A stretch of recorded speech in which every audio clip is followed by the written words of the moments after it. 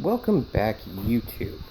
What I got for you today is I'm going to be taking all the air induction stuff apart, pretty much the front, and I'm going to try to improve the airflow getting to the engine, because as many of you know that actually have this car, the airflow is terrible when it goes into the engine. It's pretty good the way that the air flows through up to the radiator, but it's almost completely cut off. You'll see it when I take all this apart, but it's almost completely cut off to these two that go into the engine. So I'm going to try to make this a little bit better by taking some of the plastic pieces out. So first things first is open up your hood, and you're going to take these little guys, just turn them to the left and they'll pop out. Just do that to the three over there and the three over there. And once you're done with that, go ahead and take this little alligator clip off, or loosen it enough to where you can take it out. And we can pull this piece off like that. And right underneath there is a plug. My clip broke off, so mine just pulls straight out, but you should have a little clip on the top that you have to take off before you push that out, and that's the only thing keeping that in place. Now that that's out of the way, you can take your filters out. I really need to replace mine, but first wanted to do this. This is what I'm talking about. Just like that. There's little areas onto the side. I believe there's something that screws into the top inside here that further blocks it off, but mine didn't come with that. But even with those taken out, this is still a terrible system, because once we'll take this off, we'll figure out that even that is being blocked by another thing that's being blocked. So I'm going to take this whole plastic shroud off. You're going to take each one of these off. You don't actually have to take this one or this one off. Maybe mine's broken, I don't know, but maybe you do need to take these off. But the main ones I know of are here, here, here, here, and here. And then up here, there's a little pin in each one of these. I don't know what happened to that one, but you just pull it straight out. Little pin, and then you take this piece off, and it's out. Alright, I've got all of those screws out. Now, this thing lifts out. It's getting caught under here. There we go. Now, put that off to the side. And this is what you have underneath. Again, as you can see in here, airflow is crap. You've got little tubes in here that run from the front where your license plate is, and if you do have the fog lights, it goes through and it's tunneled straight in to the radiator. But it tunnels straight into the radiator and not into the engine. You get all that from underneath there, and on the other side of this, from the bottom where you have that little lip and air comes up. It's terrible. So let's continue to take this apart. Now we're going to come down here to your front.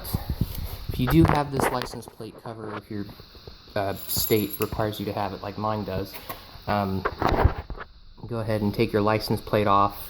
You'll probably have two down here, maybe two up here, but take those out. Once you take those out, you're going to have a bolt here, here, and in here that attaches to the car itself. I'm pretty sure they're Torx. I had two Torx and one flathead, so I think one of them was replaced. So use those to get them out. And now that I've taken that out, now you can see it's the Camaro. I really hate the laws that make you put it up there. It makes it look like it. Anyway, now you have to take this whole thing out. I already took the screws out. but they're going to be smaller torques. And if I can get in here, there's going to be 2 on the inside there, 2 on the inside there, and there's also going to be 1 on each side up above.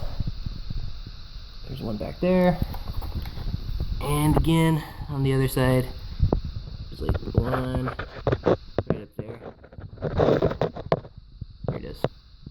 And once those are taken out, then you can remove your grill.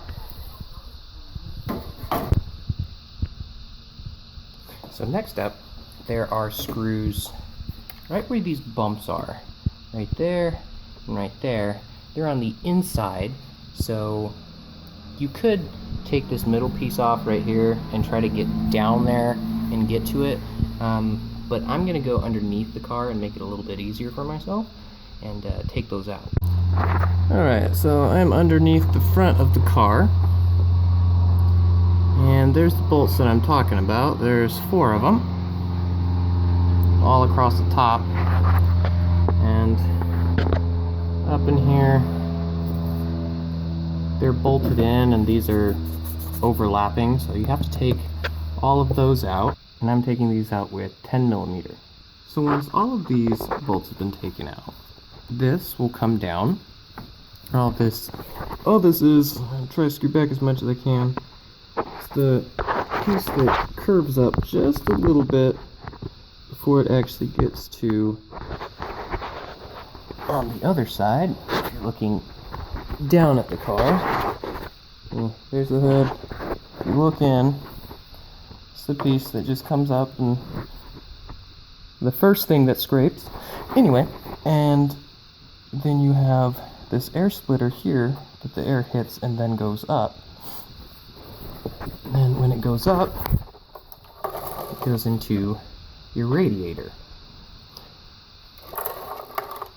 But if you look up in here, that's it. It's the radiator and then nothing. You've got this big old plastic thing in the way that suffocates your engine, basically, of any kind of air getting up into it.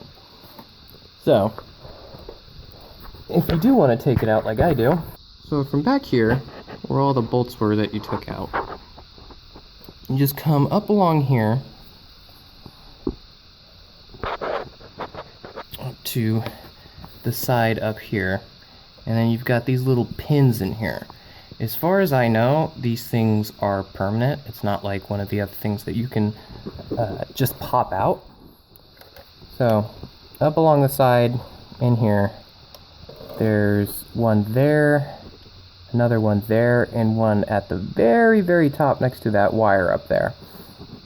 3 of those over there, and on the other side, there they are. There's 3 of them over there. Once you take those out, this plastic piece up here, this piece can come out, and these I'm not sure we'll get to it, but those are the little pockets where the fog lights sit, and there's also air that goes through those too.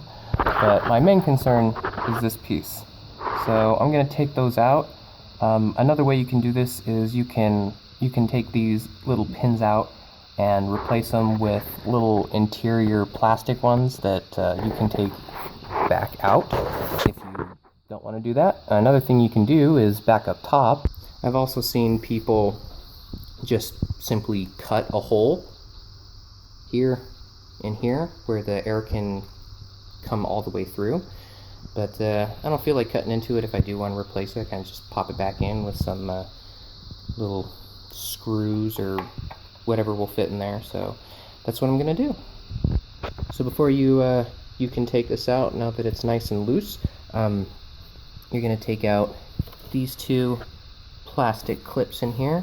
All they are is just like the ones that you have in your interior, where they're little serrated edges that look like this. Really easy to take out, and plus you can reuse them if they're not too screwed up. Now that I took all the pins out and the bolts that were holding that one, and the 2 other ones on either side, now this thing can actually come out. You see it's pretty loose. So I'm going to put the camera down and take this piece out. Alright, so I wanted to let you guys know where I am at. I've almost got it completely out. I just wanted to let you guys see how I'm doing it. First thing I did was I popped out the bottom little lip right here from that little, the pretty big induction where the fog lights are down there. Once you pop that out and move it up and over, let's get some light in here. Once you move it up and over, this pretty much above here, and same thing with this side, you can actually shimmy it up. And now I'm going to, because I took this piece out, I can move it up here, and then I just need to shimmy it sideways, and it should just come straight up once it's sideways. Alright, just popped it out. Now you can see there's much more airflow from that bottom splitter to be able to actually come up and be used by your stock system. If you have a cold air intake, then I've seen a lot of people put it either over here where your canister is, over here where your battery is, but even if you put it there, where exactly are you getting fresh air?